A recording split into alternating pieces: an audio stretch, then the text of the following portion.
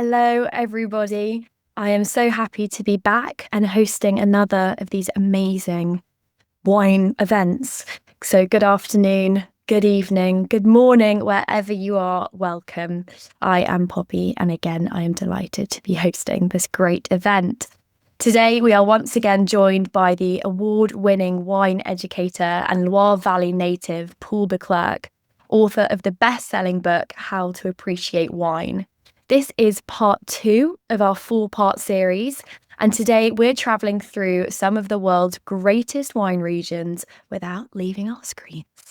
In this session, Paul will guide us through what makes Bordeaux so different from Burgundy, Aron or Provence, uncovering the signature styles, grape varieties, and must-know facts that define each region.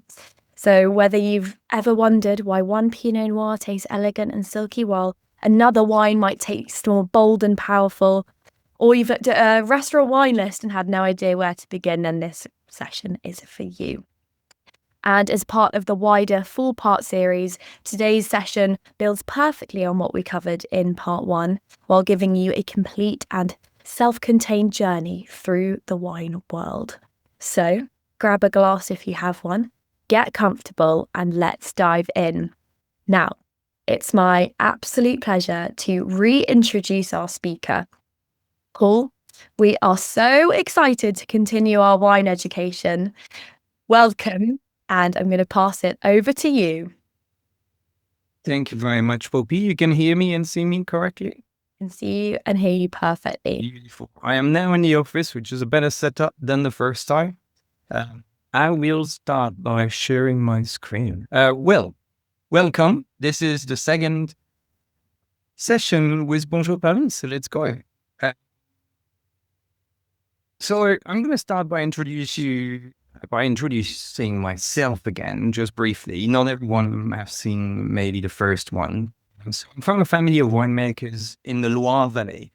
Exactly 3 generations so far. My great-grandfather was the first one who started making wine near Angers. That's where I'm from. I work for a company called Cult Wines. I'm at the moment in the office. I have a lovely glass of wine with me, which is typical. We are the largest wine investment company in the world. And well, I wrote a book called How to Appreciate Wine, where I explain what is the 5 points method. Now, the 5 points method was explained in length in the first episode. So if you are interested about this, go back to the first episode. Today, we are going to talk about wine regions. So this is just a little, this is the map of the wine regions in France.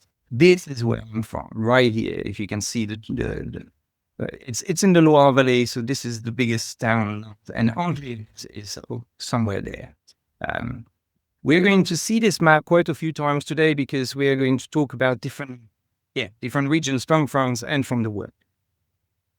So what to expect today? Well, introduction to the most important wine regions. Maybe you have heard the term Old World or New World.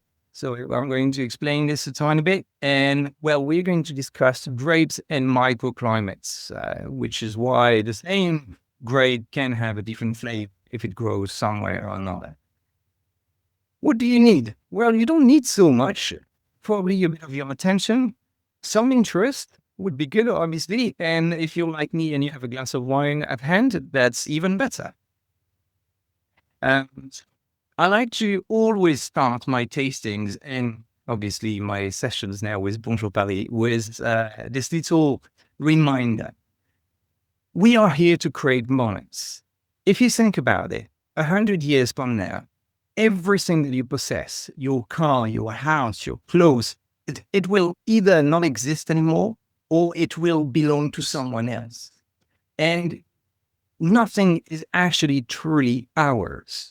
What is only ours is the moments we can create. This is something no one can take away from. And what I like to do personally, encourage people to do the same, is to always try to make every little moment a tiny bit better. Because it is possible. So yeah, in my opinion, the best moments are with family, with friends, and a very nice bottle of wine and a lot of laughter and fun. Really, that's what life is about. So enjoy and don't focus so much on physical goods or luxury things. They don't matter so much.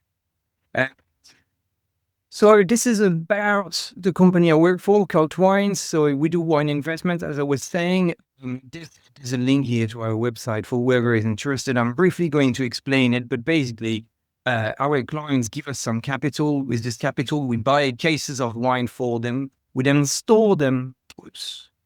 We then store it for them in perfect conditions in a warehouse just outside of London, about an hour drive. And then we sell it for them later on for a profit. So we've been around for 19 years. This is what the returns have been historically. We're just towards the end of a very long downturn market, which is here. And we're finally seeing prices rising again. If you have some interest, don't hesitate to ask me. I'm more than happy to tell you more about wine investment. So this is my book. As Poppy mentioned, you have the link directly on the website, but you can actually scan this QR code as well. It will take you directly to the website. If you want me to sign it for you before shipping it, that's very simple. I do this all the time as well. So don't hesitate. I've created an online video course, which was published very recently, and it's pretty much explaining a lot, everything I know. The 5 points method, or how to hold a glass of wine, how to open a bottle of wine properly. It's giving you some right vocabulary for you to feel a bit more confident. And I'm giving you 50% off if you use this code that is right here at the bottom, Bonjour 50. So this is my gift to everyone who is listening today. Okay, so let's start about talking about wine, what it is and when did it start? So it started about 9,000 years ago. Well, China actually has proof of fermented grapes and fermented plenty of other fruits. Where it really started making sense in the sense of wine is actually in Georgia, which is obviously in Europe, and in Central South Europe, about 8,000 years ago. Now, the Persian Mesopotamians, 7,000 years ago, and then the Greeks and the Romans made it not only popular and big, but actually spread it across their empires, which is why there is winemaking now everywhere in Europe, pretty much, right? The Romans participated in this. Responsible, we can say thank you to them for that. So this is what I meant, or what everyone means when they talk about the old world versus the new world. So we explained about the ancient world, right? There is a lot of wine that used to be made in Iran. What is Iran today? Obviously Turkey as well. So Georgia is somewhere over there. But then what we call the old world is pretty much Europe, right? Where wine has been growing and being developed over the last, let's say, 2,000 years. Now, 100 years ago, or maybe a bit more than that, with the colonies, Europeans started planting grapes and making wine in other regions. So North America, South America, South Africa as well, and then Australia. And this is much more recent, but Asia, and especially China, has been planting grapes in the last 10, 15 years. So this is something very recent, because historically, where wine has been made in the largest quantity and the best quality has been in Europe. So this is what we mean when we mean old world versus new world. Basically, it's Europe versus everything else. So where does wine grow? Well, wine, the grape name, the Latin name for the grape tree is actually Vitis vinifera. And it needs a few things in order to thrive and to grow beautiful grapes. First, it needs seasons, which is why, for example, you don't have any grape growing, around the equator. It needs light, which is, it might sound crazy, but actually this is very important. with global warming these days, there's a big trend of growing vineyards, further and further north. That's why the south of the UK here, I live in London, has been planting a lot of vineyards, because now they can basically, global warming is making vines able to grow great grapes, but there will always be a limit. For example, you can't grow wines in Sweden or in the north of Norway, right? And the main reason is because in the summer, there is no nights.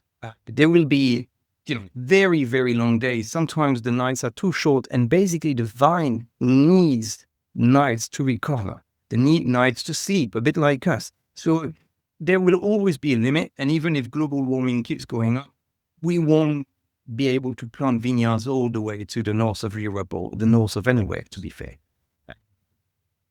But it needs also warm summers and moderate rainfall, which is also why it's important, and it doesn't grow everywhere.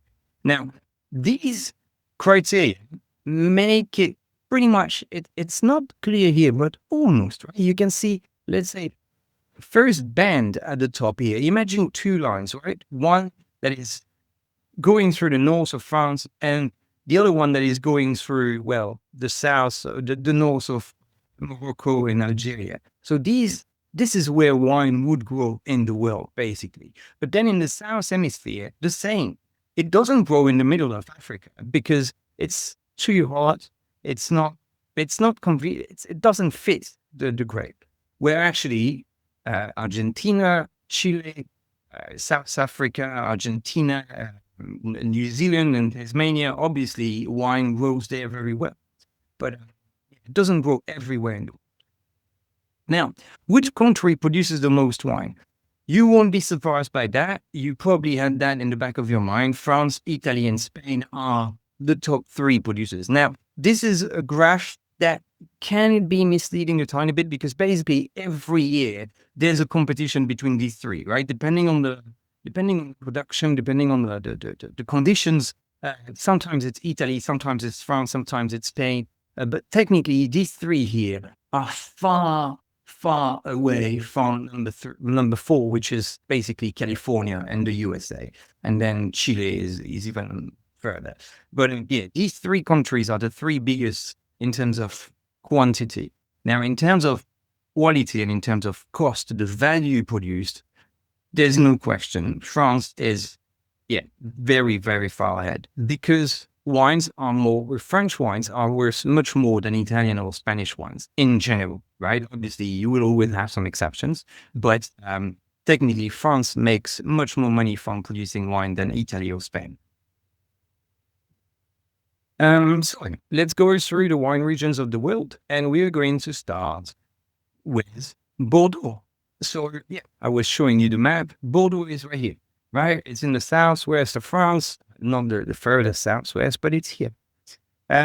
So I've got a few informations here. I'm going to read them briefly. This is a very deep map of Bordeaux, right? So you have three regions. You have the left bank, which is here in let's say yellow, orange. Then you have the right bank, which is everything in red. And you have between these two rivers here, something called entre deux mers, which means between two seas in French, which is another region less popular, producing less quality wines, but still it's a big part of the Bordeaux production. 6,000 wineries, 53 appellations. Imagine 53 appellations just in there. That's the amount of, like, for example, Margaux, Haut-Médoc, Mouly, they're all different appellations, really. I will talk in hectares because I'm French, right? 110,000 hectares. That's quite a lot of vineyards. Grapes have been grown there for 2,000 years. The most granted grape variety is Merlot, then Cabernet Sauvignon, and then Cabernet Franc. 89% of the wines in Bordeaux are red, and every second, 20 bottles of Bordeaux wines are sold in the world. That's not one every 20 seconds. That's 20 per second, right? It's very different. Bordeaux is the biggest producing region, and it is the biggest name. Wherever you go in the world, there will always be a Bordeaux on the menu in a restaurant, because that's the biggest and the most famous wine region, basically. So again, Cabernet Sauvignon is the most common. This you will find all these illustrations, by the way, in the book and on the online video course. But I tried to summarize the 15 most common grapes, and so Cabernet Sauvignon is the most planted vineyard grape in the world. So it has it's a full-bodied wine, structured with high acidity, full body. I just mentioned blackberry, mint, cedar tobacco, especially when it gets old. It has a color of deep ruby to dark purple. It fits very well with red meat, some barbecue or hard cheeses. And this is where it grows in the world, where it is the most planted. So obviously Bordeaux in France, but also Napa Valley in California, Chile for sure, and Australia. Merlot, very similar, so in terms of where it grows, but different in terms of style. Crisp aromatic, it's medium acidity. It can be medium bodied, so it's not as much full body. And Merlot is famous for the plum flavor. So especially that black plum, purple plum. That's usually what Merlot tastes like. Cherry, chocolate, and herbs, especially when it gets older. Medium to deep ruby, so it is not as dark as Cabernet Sauvignon. Medium tannins, and then it fits better with roasted chicken, with pork, and grilled vegetables. So Merlot, for example, you might have heard the word Petrus, which is one of the biggest wine in the world, one of the most expensive wines in the world as well. Well, Petrus is 100% Merlot, and it grows in Pomerol, which is right bank of Bordeaux.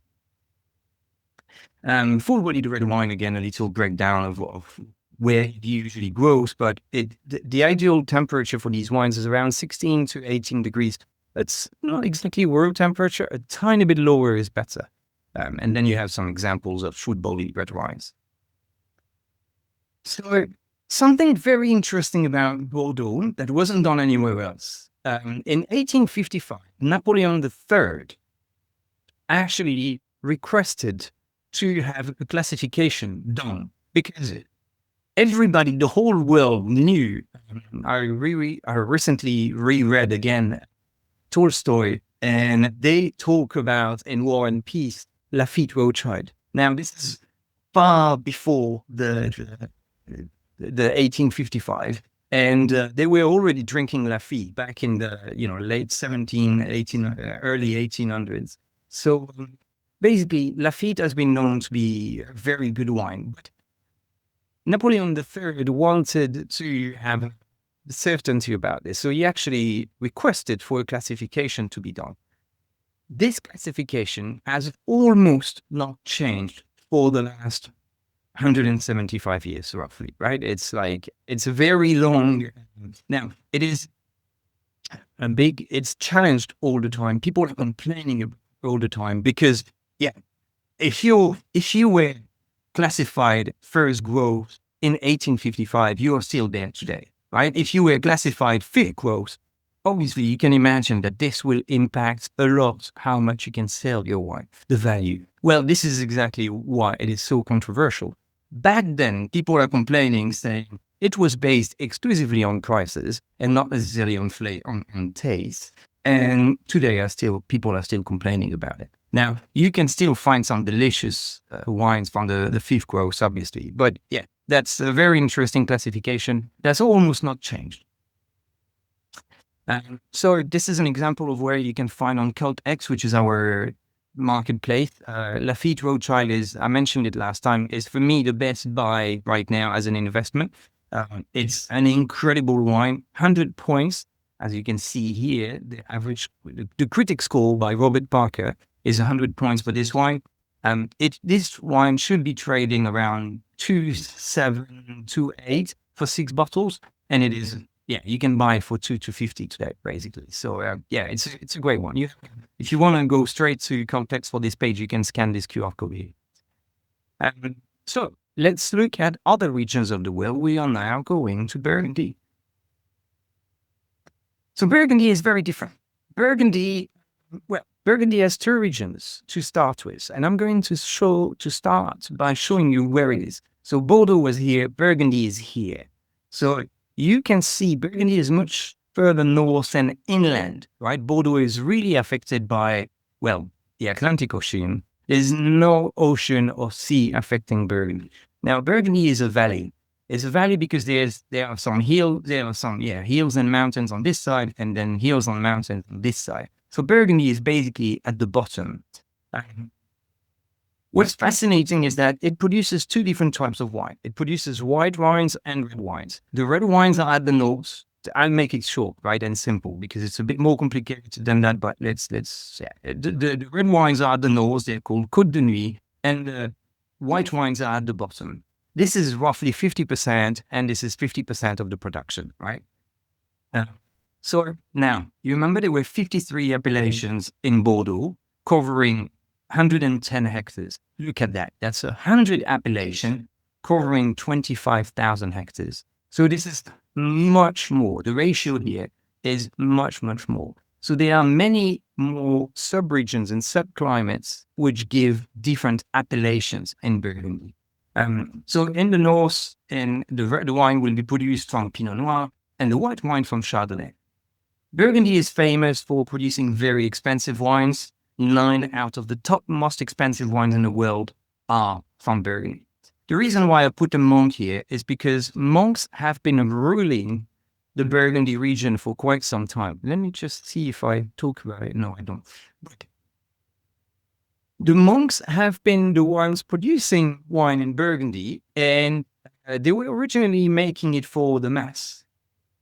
Now, what's fascinating about monks is that they're able to assess the land and everything that surrounds them, not only around years or decades, but actually over centuries. And over these centuries, they've been making wine there for centuries. They've realized that some of the plots were actually making better wine than others. And they have classified completely that region. Again, a classification that was done centuries ago, and that is almost unchanged. And well, whatever is at the top of the pyramid today is still attracting the most expensive prices. So I'm showing you here the top 10 most expensive wines. I'm going to start by the outsider here because there's if you don't know wine, you probably would not have expected a German wine to be in the top 10 most expensive wine. Well, that's the case. Right? Look at this. Egil Müller, he produces the most expensive Riesling and apparently the best Riesling in the world. I've never tried it. Trust me, I would love to. It's a very sweet white wine. They harvest it very late. So anyway, 9 are from Burgundy, and actually out of the 9, 6 are produced by this lady here called Louise-Leroy. Now, Louise-Leroy today is 95 years old.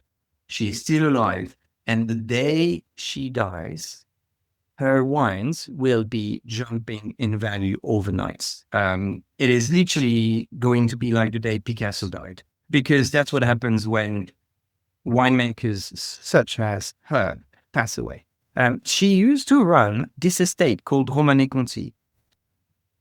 They had a conflict. She started in the 90s her own business called Leroy, and she has two different names. So she has Leroy, which is her own name, and she also has the Domaine d'Auvenay, right? But she runs both different. Pretty much, she runs both estates. Anyway, the most expensive wine in the world is called the Leroy Musigny Grand Cru, and it is right here. So this is 50K a bottle. They produce somewhere around 400 bottles per year. So, and people who've tried it said, yeah, it's worse, because if you look at it, the second most expensive is this, and it's literally over double, right? It's crazy. So yes, it's worth more than double the second most expensive wine in the world, the Musigny Grand Cru. Anyway, if one day you have a bottle and you're looking for someone to try it with you, please call me. I will be available. So I will explain something that is important right now. It's called, the single varietal compared to the blend, right? So in Burgundy, they only produce 1 red and 1 white. So Pinot Noir exclusively going straight to the glass, and that's it. They don't mix with any other. In Bordeaux, they have Merlot, they have Cabernet Sauvignon, they have Cabernet Franc, they blend this. There might be 75% of Cabernet Franc and Cabernet Sauvignon, and then 5% of Cabernet Franc, etc. They blend, and this creates the complexity. This creates different flavors, really. But it's always interesting to have a look at this. So Burgundy is single varietal, Bordeaux is a blend. Apart from Petrus, yes, you've been paying attention. Well done. So this is how the monks have ranked the whole region of Burgundy, right? What they've created at the top is called the Grand Cru, which is there are only 33 vineyards in the whole Burgundy that are called Grand Cru. Some of them are very, very tiny. The smallest one is smaller than a football pitch. So you can picture that, right? It's like very small. Then a bit less in terms of quality is called Premier Cru. So there will be some other, it's a different quality, really lower. And then even lower is anything grows on the village. For example, Gevrey-Chambertin village. So it will not be in the Premier Cru. It will be anywhere on the village, but not in the Grand Cru or Premier Cru. And then if the grapes are from different villages for the whole Burgundy, then they call it simple Bourgogne. And that represents roughly 50% of the Burgundy wines that are made. So this is the very entry level. As you can imagine, it gets more expensive the closer you get to the top of the pyramid. Now, this is an example of the Gevrey-Chambertin village. In red, you have the Grand Cru, right? So Grand Cru Clos de Bèze, Chambertin Grand Cru, which is again the wine I mentioned earlier. Then in a big pink here, you have the Premier Cru. So, for example, Oploso or La Perrière. And then the rest is, pretty much anywhere in the village, you see. So this is the limit of the village in red. So anything else is called the village, right? So it's that's what it looks like. It's fragmented like you have no idea. It's so complex. Burgundy is the most elitist and the most complex region to know in the wine world. So when you really get into wine, very often you start by Bordeaux and you finish by Burgundy because no one can know everything about Burgundy, really. Chardonnay. So Chardonnay is obviously a white wine. It produces, as we saw, some very, very expensive white wine. You might have heard some people saying in the past, I don't like Chardonnay. Trust me, they just never tried the right one because some Chardonnays are worth £10,000 a bottle. And the reason is because they are delicious. So anyway, medium to high body, light to full. It can be very different in terms of style, depending on what you like.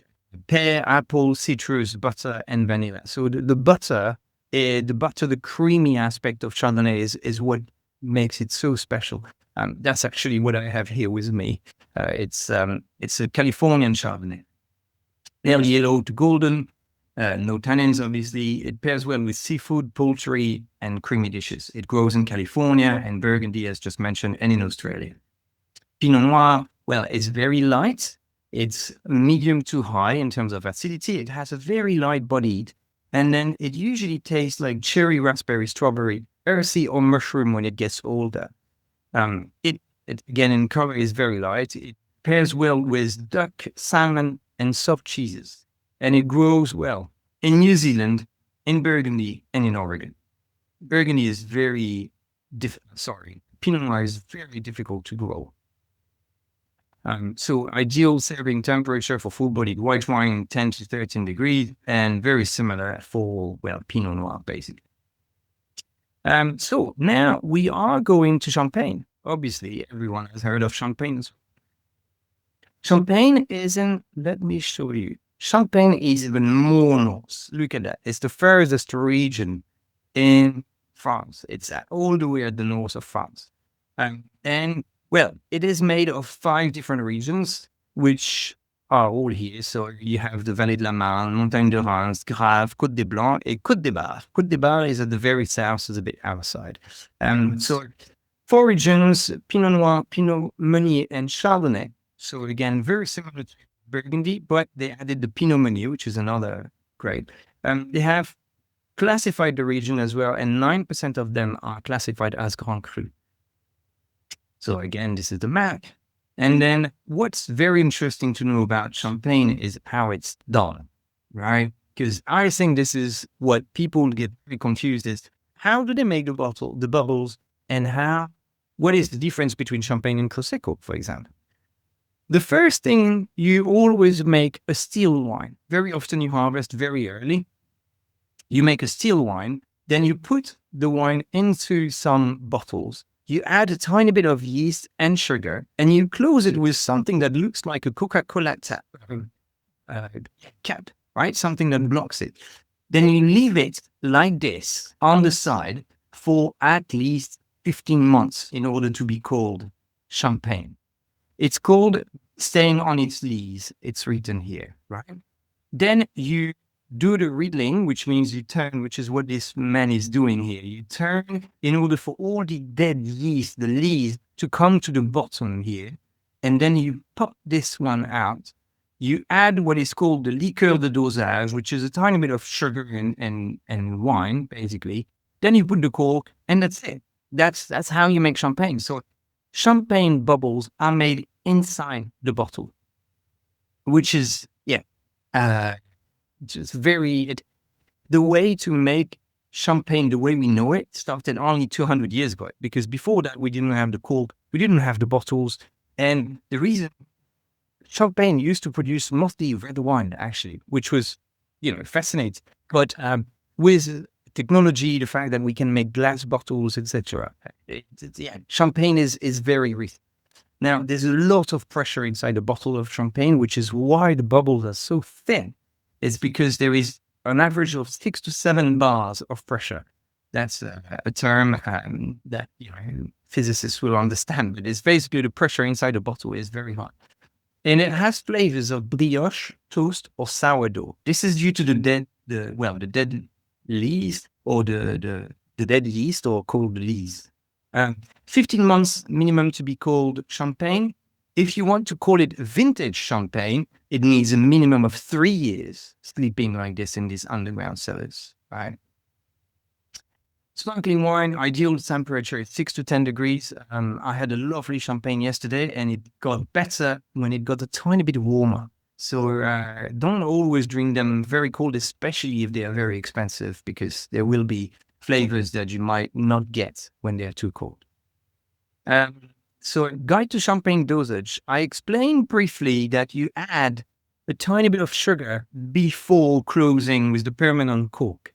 Well, this is basically how the name comes from the amount of sugar you put. If you don't put anything, you call it brut or brut nature, right? Or extra brut. And then the more sugar you add, well, it becomes dry or demi-sec or doux. I've never seen doux, but yeah.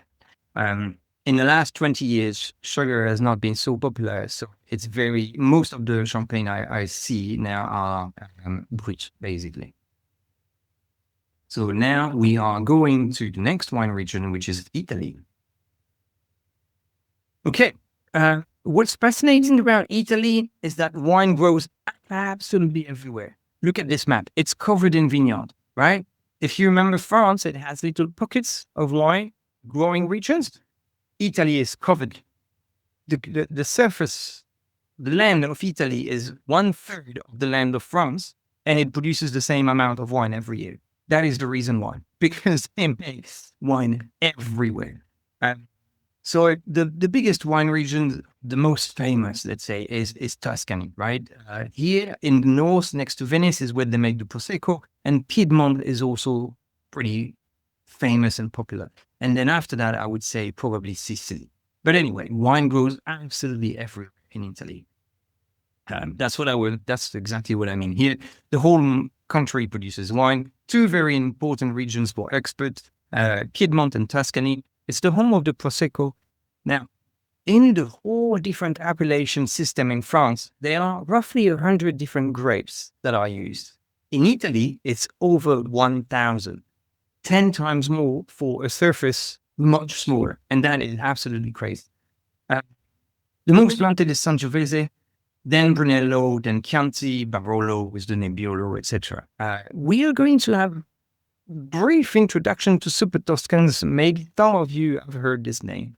I have I wanted to put some pictures to explain. Now, I am French, obviously, but I recognize beauty, right?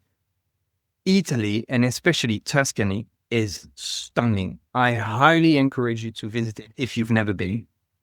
It is absolutely beautiful. Look at this. Tuscany is famous for these hills, obviously the vineyards, but also these trees that are typical, right? This is typical Tuscany. There are a few images here. It's absolutely stunning. This is Antinori Vineyard, so the producer of the Tignanello. Maybe you heard of this wine before. They've created an absolutely beautiful winery that you can visit. And again, that's something, if you're going to Tuscany, please stop to visit Antinori, the producer of the Tignanello. You will not be disappointed. Now, I'm going to briefly explain Prosecco and how it is done and why it's not made the same way as Champagne. So you remember, we start the same way. Right? We harvest and then we make a still wine, so flat wine. But then instead of putting it in bottles, they actually put it in large tanks, which look, this is a small one, right? That can be absolutely huge. But can you see all the pressure, etc.? So they basically add the yeast and the sugar inside the tank. And instead of 15 months, there's no minimum time for Prosecco. So basically, Prosecco can be made just within weeks after harvest. You harvest, you put it in there, you add a tiny bit of yeast, a tiny bit of sugar, you close everything and you wait.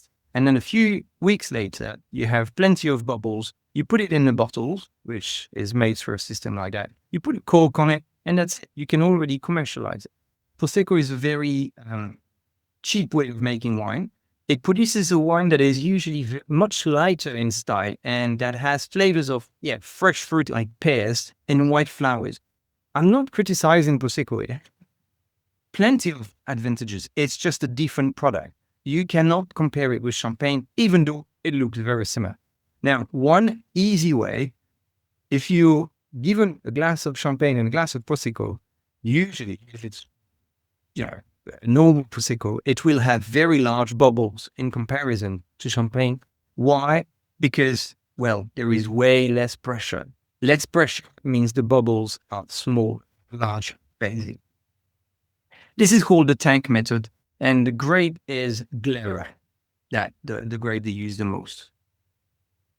We can get into the details. Yes, some producers will be using the traditional method or the Champagne method. They will be using some Chardonnay, for example. Yes, but 95% or more are made using this. Right? So that's why what we're talking about when we usually drink Prosecco. Prosecco, light, sparkling, medium to high acidity, like bodied, obviously, green apple, citrus, floral, pale story. It works well with light appetizers, fresh fruits, and desserts. It only grows here in Veneto, near Veneto, Venice, in Italy. Now, I'm going to explain something very interesting, which is called the Super Tuscan. The Super Tuscan is a term that was given mostly by Americans to some wines growing in Italy, in Tuscany. It started in the 70s, 80s. Basically, there were some wine lovers that have traveled and decided to plant French grapes in Italy. Now, this was a sacrilege. This was something absolutely horrendous back then. Imagine an Italian, you picture him, right? Seeing his neighbor planting some French grape in his region. It would not go down well, and it never went down well. But the thing is, they started making delicious wines from this Merlot, from this Cabernet Sauvignon, from these French grapes that usually grow in Bordeaux. And well, in the 70s, 80s, they started being noticed, especially by, again, the Americans and Robert Parker. Now, they started going in prices that were 4, 5, 10 times more expensive than the neighbor's wine. And, well, that's how it started. So there are many more, but these 5 here are the most famous. So you have Solaya, you have Tignanello, Sassicaia, Ornellaia, and Massetto. And by the way, Sassicaia 1985 is, according to Robert Parker, the best wine ever made. right? I put this here. I want to be him. Why not? So that's what it is. 5 main names, but there are many others now. And they are the most expensive Italian wines. And I've discovered something very funny. Most Italians have never heard of Super Tuscans. So yeah, it's when you're in Italy, you drink Barolo, you will drink some Chianti, you will drink local appellations. And basically all these wines are usually exported, and 90% of them, maybe probably more than that, are being sold outside. Now, we are going to our last region today because I don't have all the time in the world to tell you about everywhere. But the fourth region is technically the USA, but we're going to discuss about California today. Obviously, everybody knows where California is. It's on the western coast of the US. And this is what it looks like. Well, we have San Francisco, and this is pretty much where wine grows in California. It's growing in many different places as long as there is enough water and that the soil is decent. But actually, I think the first wines that were planted there were in around 1850 or 1875. So they've been making wine for quite a long time. It's kind of the old world of the new world, right? But they produce absolutely fantastic wines. I've tried some delicious one. This is something called the Ries Vineyard, the Chardonnay. This is 80 pounds a bottle, and this is absolutely delicious, I'm telling you. So this is what California does.